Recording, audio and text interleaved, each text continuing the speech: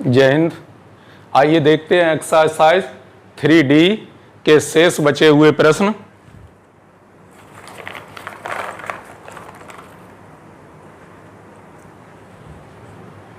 जैसा कि आपको पिछले वीडियो में क्रैमर रूल के बारे में बताया गया, क्रैमर रूल बहुत ही उपयोगी है क्योंकि ये जो क्रैमर नियम से हल करते हैं दिए गए समीकरणों को, चाहे उसमें 2 चर राशियां दी गई हों चाहे 3 चर राशियां दी गई हों।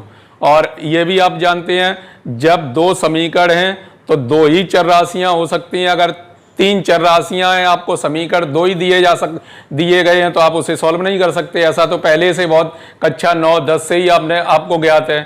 तो 3 समीकरण अगर दिए जा रहे हैं तो उसमें चर राशियां 3 हैं, 2 समीकरण दिए जा रहे हैं तो उसमें चर राशियां 2 हैं। मैक्सिमम चर राशियां 2 होंगी, 2 समीकरण होंगे तभी वो अलग हो सकता है। अगर चर राशियां 2 हैं, समीकरण आपको एक ही दिया गया तो आप हल ही नहीं कर सकते उसे। तो ऐसी कंडीशन में क्रैमर रूल उसकी प्रकृति को भी बताता है, उनकी प्रकृति कैसी होगी और उसका हल भी देता है, यानी एक्स वाई जेड का मान कितना निकलेगा। तो आइए देखते हैं यहां पर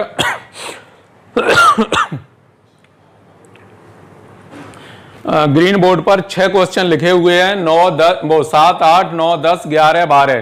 क्वेश्चन नंबर 11 एग्जाम्पल, जो हमने एग्जाम्पल आपको वीडियो में प्रोवाइड कराया था, बस भाई यहां क्वेश्चन बन के आया हुआ है।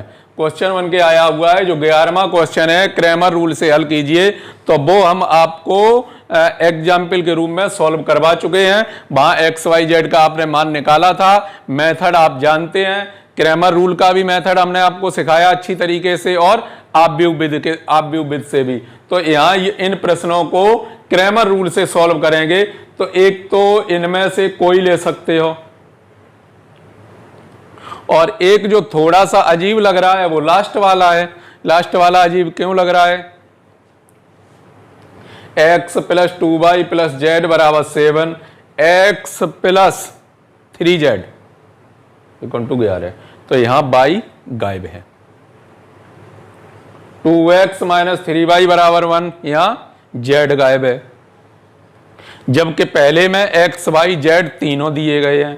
तो एक तो इसे सॉल्व करेंगे और एक इनमें से कोई कर लेते हैं। आइए इनमें से देखते हैं। पहला ही क्वेश्चन देखते हैं,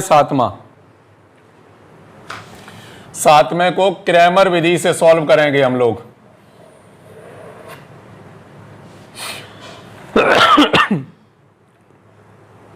तो यहां भी वही भाषा लिख सकते हैं, दिए गए समीकरणों को निम्न रूप में लिख सकते हैं। दिए गए समीकरणों को निम्न प्रकार लिख सकते हैं।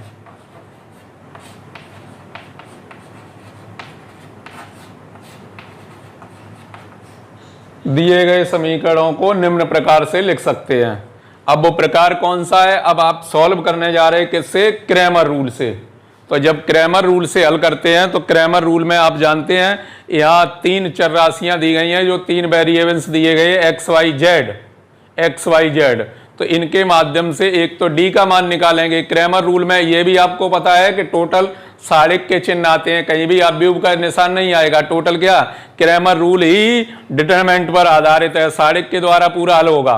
तो यहाँ क्या क्या ज्ञात करना है आपको? D, D X, D Y और डी जेड। डी क्या है? एक्स वाई जेड के गुणांकों से बना हुआ एक अव्यूह। फिर कह दिया अव्यूह, जैसे अभी अव्यूह पढ़ चुके हो तो कभी कभी अव्यूह निकल जाता है मुंह से, लेकिन आप 100% इस चीज के लिए श्योर हो जाइए कि जो क्रैमर रूल है वो किस पर आधारित है? साड़िक पर आधारित है। साड़िक के माध्यम से ही हल होगा, कहीं भी अव्यूह का निशान नहीं आएगा। ठीक है, आइए देखते हैं पहला। तो D बराबर एक्स वाई जेड के गुणांकों से बना हुआ साड़िक। एक्स वाई जेड के गुणांकों से परिचित हो, आगे कुछ नहीं होगा तो क्या होगा? 1 होगा। तो 1 - 2, 2, 2, -3 -5 3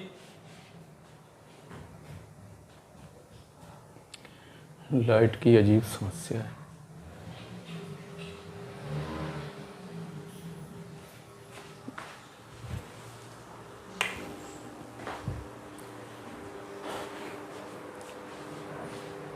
थ्री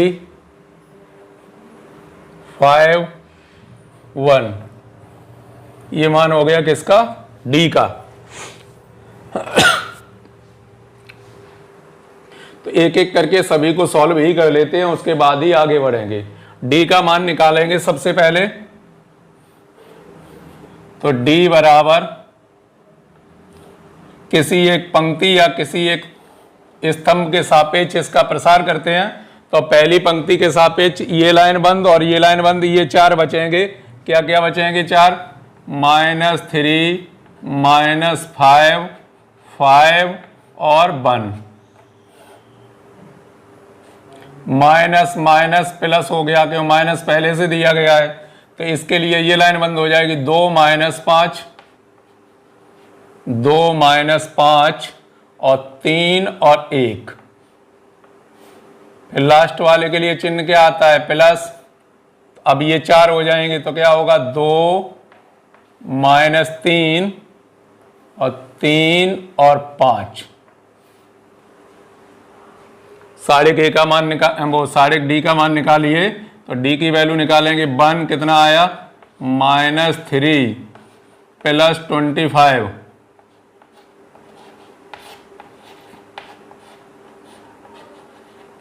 2 + 15 10 + 9। एक अंदर क्या बचेगा? 22 प्लस के 2 अंदर क्या बचेगा? 17 प्लस के 2 अंदर कितने आएंगे? 19। तो यहाँ से तो ये तो हो गए 22 प्लस 34 प्लस 38। 22 और 38 60 हो गए। 60 और 34 टोटल हो गए 94 94। डी का मान आया वो कितना आ गया? 94, जो 0 के बराबर नहीं है। सबसे पहले ज्ञात किया, वो क्या किया? डी का मान निकाला और डी का मान आया कितना आया? 94 इज नॉट इक्वल टू 0। अगर निर्णय लेना चाहते हो तो यहां से आप कह सकते हो दिया गया समीकरण निकाय संगत होगा। जब 0 के बराबर नहीं आता है तो कैसा होगा? संगत होगा। और जब 0 के बराबर आता है तो कैसा होगा? असंगत। और संगत पर 2 आते हैं, या तो उसका यूनिक सॉल्यूशन होगा या फिर उसका इनफाइनाइट सॉल्यूशन होगा, यानी उसके अनेक अनंत हल होंगे या फिर उसका एक अद्वितीय हल होगा। ये आता है जब d is not equal to 0। और d का मान जब 0 आता है तो समीकरण निकाय असंगत होगा और उसका कोई हल नहीं होगा। ये है इसकी प्रकृति के बारे में। हालांकि प्रकृति के बारे में पूछा नहीं गया है, केवल उसे हल करना है। तो हल करने के लिए d का मान आपने ज्ञात कर लिया। d के बाद निकालते हैं क्या? dx।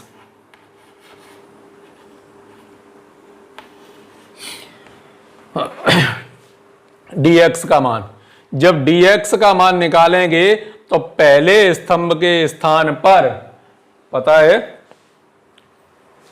dx का मान निकालते हैं तो पहले स्तंभ के स्थान पर अचर आते हैं, dy का निकालते हैं तो दूसरे स्तंभ के स्थान पर अचर आते हैं, और जब dz का मान निकालते हैं तो तीसरे स्तंभ के स्थान पर अचर आते हैं। तो पहला dx का मान निकाल रहे हैं, अचर ये आएंगे। यही सवाल तो सॉल्व किया जा रहा है। तो ये आएंगे 1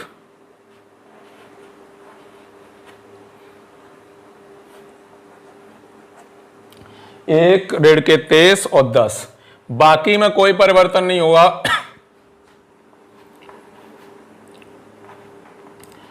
ऋण 2 ऋण 3 5 2 -5 1। इसे भी सॉल्व करेंगे ठीक उसी प्रकार। तो 1 एक प्रश्न हम पूरा सॉल्व किए दे रहे हैं, इस तरीके से उनके उपसारिक जो भी बचते हैं उन्हें भी लिख के, अन्यथा इतना टाइम नहीं लगता, आप डायरेक्ट उसे निकाल के भी रख सकते हैं, कोई उपसारिक लिखने की कोई खास आवश्यकता नहीं है। आप देखते हैं A21 के लिए क्या बचा, 2 2 5 1 -2 2 5 1।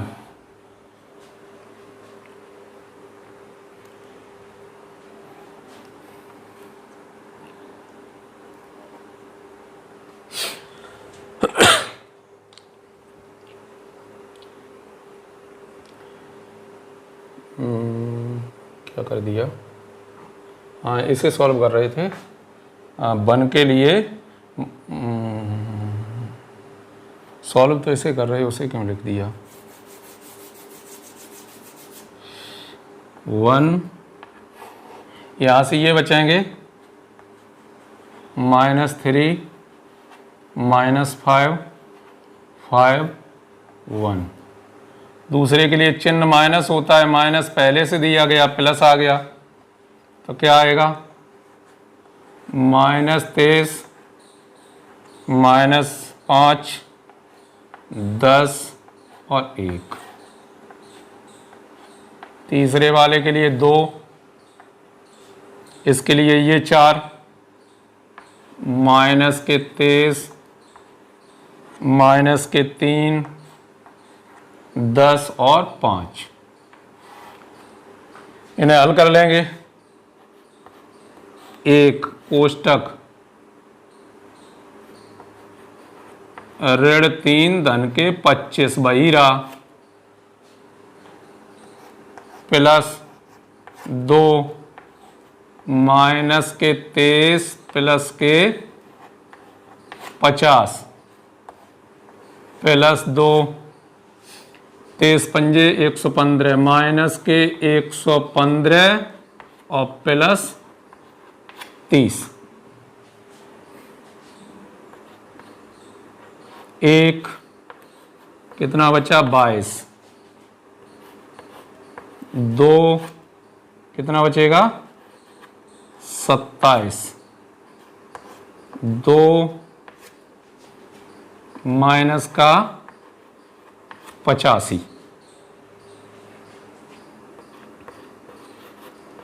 22 54 -170। इन्हें अगर आपस में जोड़ दिया जाए इन्हें, तो ये कितने हो जाएंगे, 7 76 हो जाएंगे। और 76 इसमें से घटाएंगे तो यहाँ भी क्या आएगा, -94। -94 dx का मान निकाला तो कितना आया, -94। अब इसी प्रकार मान निकालेंगे किसका, dy का। dy, जब dy का मान निकालेंगे तो दूसरे स्तंभ के स्थान पर अचर लिखे जाएंगे। पहला तो वैसा ही रहेगा 1 2 3। अब दूसरे के स्थान पर लिखे जाएंगे 1 -23 और 10, और तीसरा वैसा ही रहेगा 2 -5 और 1। इसका भी प्रसार कीजिए, इसका भी पहले मान निकालते हैं। किस तरीके से मान निकालेंगे, मान निकालिए तो 1 के लिए बचेगा -23 -5 10 और 1। फिर अगला क्या है, -1, इसके लिए बचेगा 2 -5 3 और 1। फिर +2, 2 के लिए क्या आएगा, 2 -23 3 और 10। 1 -23 +50 माइनस का 1 2 +15 प्लस का 2 20 +69 कितना आ गया यहाँ से 27। यहां से माइनस का कितना आ जाएगा 17, और यहां से कितने हो जाएंगे प्लस के, इन्हें इन्हें जोड़ेंगे तो कितने हो जाएंगे 89, और 89 में 2 का गुणा किया तो कितना आया 8 दूनी 16 और 1 17। इनमें ये तो जुड़ेंगे, ये जुड़ेंगे, ये घटेंगे, यानी इसमें 10 और जुड़ेंगे। जब 10 और जुड़ेंगे तो ये बन जाएंगे 188, यानी डी वाई का मान प्राप्त हो गया। वो कितना हो गया 188। इसके बाद मान निकालेंगे डी जेड का, वही है क्रम से D X D Y D Z. D निकाल लिया पहले, डी का मान 0 के बराबर नहीं है। उसके बाद जब डी एक्स का मान निकालते हैं तो एक्स के स्थान पर अचर आ जाते हैं, 1 ऋण 310। डी वाई का निकालेंगे, वाई के स्थान पर आ गए। जेड का निकालेंगे, जेड के स्थान पर आ गए। तो अब जेड के स्थान पर पहले तो यही रहेंगे 1 2 3 ऋण 2 ऋण 3 और 5, वो तो वैसे ही रहेंगे। तीसरे के स्थान पर ये आ जाते हैं -23 और 10। अब इसी प्रकार से इन्हें हल करना है। 1 के लिए बचा -3 -23 5 और 10। फिर दूसरा चिन्ह माइनस पहले से है, -1 प्लस हो गया तो कितना आएगा 2 -23 3 और 10। फिर लास्ट वाले 1 के लिए क्या बचेगा 2 -3 3 और 5। यहां से देखते हैं 1 ऋण 30 और धन के हो गए कितने 115, 2 20 धन के हो गए 69 प्लस 1 10 धन 9। इस 1 के लिए बचा 85, 2 के लिए बचा 89, 1 के लिए बचा 19।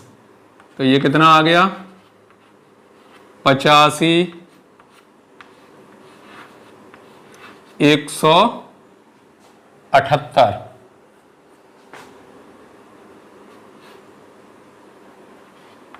प्लस 19।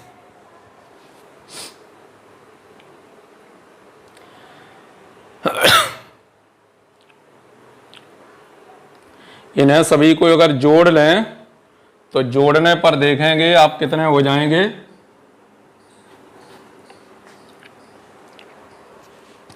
9 8 17 और 5 22, 22 की 2 हासिल 2 3 3 और 7 10 और 8 18 और 1 और 1 2।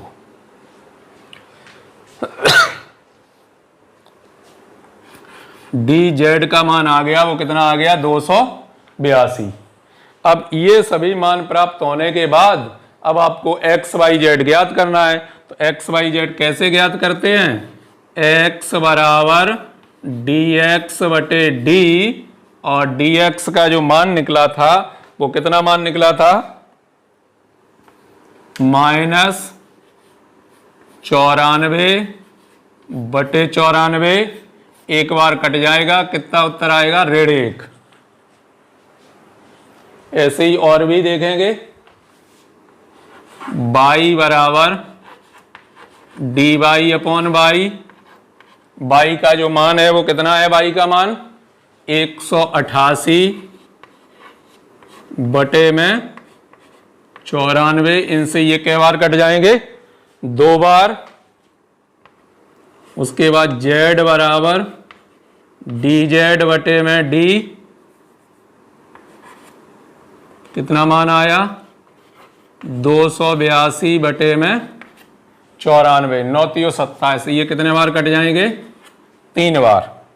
3 बार। तो इस तरीके से x का मान आया -1, y का मान 2 और z का मान प्राप्त हुआ 3। That is your answer. इस प्रकार से इसका आसानी से इन्हें सॉल्व किया जा सकता है। 3/3 के सारे का मान निकालना आपको अच्छे से आता ही है, बस और कोई दिक्कत नहीं आनी चाहिए। यहाँ ऐसा भी नहीं है कि बीच में ट्रांसपोज मैट्रिक्स चाहिए कि रो बाई कॉलम में गुणा करना है। यहाँ तो केवल और केवल 3/3 को हल करना है, सारे को के सारे का मान, एक मिनट,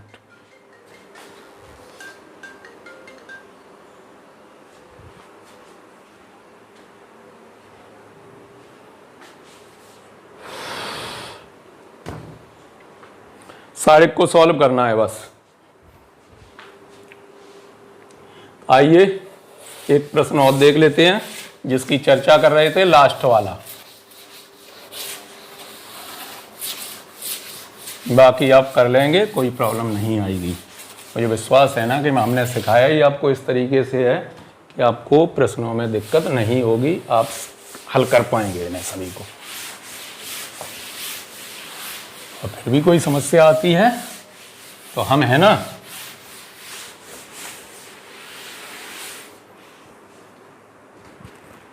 चलिए देखते हैं।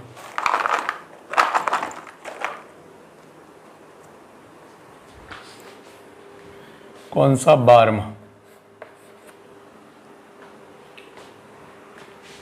12वां जो दिया गया है क्वेश्चन,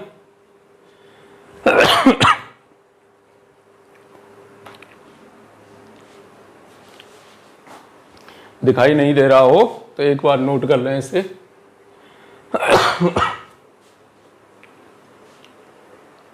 x + 2y + z बराबर 7, x + 3z बराबर में 11, 2x - 3y बराबर में 1 दिए गए समीकरणों को निम्न प्रकार से लिख सकते हैं। और लिखते हैं किससे, d बराबर।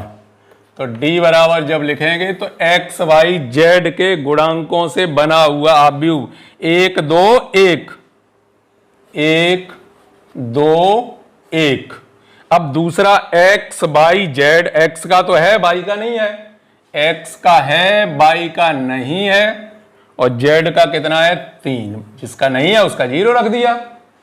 Last 2x - 3y, 2x - 3y, z का नहीं है तो 0 रख दिया। इस तरीके से d का मान प्राप्त करते हैं x y z के गुणांकों से बना हुआ आव्यूह। यहाँ y नहीं था, उसमें z नहीं था, तो जो वेरिएबल्स नहीं थे उनकी जगह गुणांक क्या रख दिया, 0। बस बाकी काम सब पहले की तरह, कोई खास काम ही नहीं है।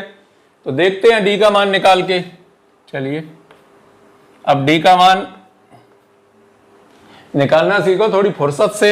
एक कैसा गुणा करते हैं, ऐसा माइनस ऐसा, तो 0 + 9 माइनस के 2, इसके लिए ऐसा माइनस ऐसा, यानी 0 - 6, और +1 के लिए -3 -0। इस तरीके से आसानी से आप मान निकाल सकते हैं। यहाँ 9 - के 2, अंदर -6, और आगे प्लस, अंदर क्या है -3, तो ये कितने आ जाएंगे, 9 आ जाएंगे। ये माइनस के कितने, प्लस के कितने हो जाएंगे 12, माइनस के कितने हो जाएंगे 3, तो ये टोटल कितने हो गए 12 9 21, 21 में से 3 घटेंगे, कितना आ गया 18, is not equal to 0। D का मान निकाला आपने तो डी का मान कितना आया, 18 आया। डी का मान 18 प्राप्त हो गया, 18 प्राप्त हो गया। आगे बढ़िए, आगे बढ़िए, आगे क्या निकालेंगे dx, और dx कैसे निकालते हैं, पहले स्तंभ के स्थान पर अचर आ जाते हैं। 7 11 1, यहाँ तो आ जाएंगे 7 11 1, बाकी वही रहेगा 2 0 -3 1 3 और 0, बाकी तो वही रहेगा। अब इसे भी हल करना है इसी प्रकार, तो 7 कोष्टक 0 + 9 -2 के लिए क्या होगा 0 -3, प्लस 1 के लिए क्या होगा ऋण के 33 -0। तो यहां से आ गया, आप गुणा कर सकते हैं, अंदर 63 हो गए, प्लस के 6 हो गए, माइनस के 33, तो ये कितना आया 33, यहां से ये घट जाएंगे 30, 36 आएगा। dx का मान निकाल लिया आपने, कितना आया 36। ऐसे ही और भी मान dy, पहले में कोई परिवर्तन नहीं 1 1 2, दूसरे स्तंभ के स्थान पर अचर आ जाते हैं 7 11 1, 7 11 1, तीसरे में कोई परिवर्तन नहीं 1 3 0। अब इसे भी प्रसार करके हल कर लीजिए। तो जैसे ही प्रसार करेंगे इसका तो देखेंगे आप 1 के लिए क्या होगा 0 -3, -7 के लिए क्या होगा 0 -6 और +1 के लिए क्या होगा 1 ऋण 22। तो यहां कितना आ गया -3 +42 और -21। तो 42 माइनस ये कितने हो जाएंगे 24, बचेगा कितना 18, ये भी 18 आ गया। ऐसे ही निकालेंगे dz का मान। अब z का मान निकालते टाइम तीसरा स्तंभ, तो पहला तो वैसे ही लिखेंगे 1 1 2 2 0 -3 और इसकी स्थान पर क्या आ जाएंगे तीसरे के स्थान पर 7 11 और 1। अब इसका भी प्रसार करना है ठीक उसी तरीके से। 1 के लिए क्या होगा 0 +33, -2 के लिए क्या होगा 1 ऋण 22, फिर +7 के लिए क्या होगा ऋण 3 ऋण 0। तो यहां से आया 1 का गुणा होगा 33 में, -2 का गुणा होगा -21 में और 7 का गुणा होगा -3 में। कितना हुआ 33 + 42 -21।